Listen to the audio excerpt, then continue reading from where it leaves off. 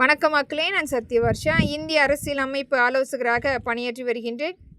தேர்தல் வரக்கூடிய நேரத்தில் மட்டுமே மிகப்பெரிய அளவில் போராட்டம் செய்யக்கூடிய கட்சிகளுக்கு தங்களுடைய விளம்பரத்தை மக்களிடத்தில் கொண்டு போய் சேர்க்கப்பட வேண்டும், மக்களிடத்தில் ஒரு நம்பிக்கையை ஏற்படுத்த வேண்டும் என்பதற்கான ஒரு போலியான போராட்டங்களாக மட்டுமே நடத்தி கொண்டிருக்கின்றார்கள். அதிலும் கம்யூனிஸ்ட் பார்ட்டி என்பது 1992 நடந்த ஒரு சம்பவத்தை ஒரு மிகப்பெரிய அளவில் தோண்டி எடுத்து வந்து போஸ்ட்மார்ட்டம் செய்து கொண்டிருக்கின்றது.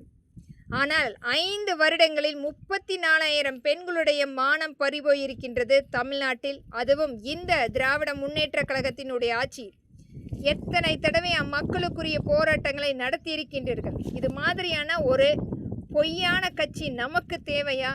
இந்த கம்யூனிஸ்ட் பார்ட்டி என்பது தமிழ்நாட்டில் இருக்கக்கூடாது என்பதற்கான ஒரு முதல் பதிவாக மக்களின் எளிய மகளாக இங்கு பதிவு செய்கின்றேன். இவர்களைப் போல இந்த திராவிட முன்னேற்ற கழகத்தினுடைய கைக்கூலியாக வேலை செய்யக்கூடிய நபர்கள் எத்தனை போராட்டங்கள் திமுகவுக்கு எதிராக இந்த கம்யூனிஸ்ட் பார்ட்டி இன்றைக்கு பதிவு செய்திருக்கின்றது. இவர்களுக்கு பணம் வேணும், அந்த கட்சியினுடைய ஆதரவு வேணும், அதிகபட்சமான சீட் வேணும் என்பதற்குரிய ஒரு பங்கீடாக இன்றைக்கு நடக்கின்ற போராட்டங்கள்.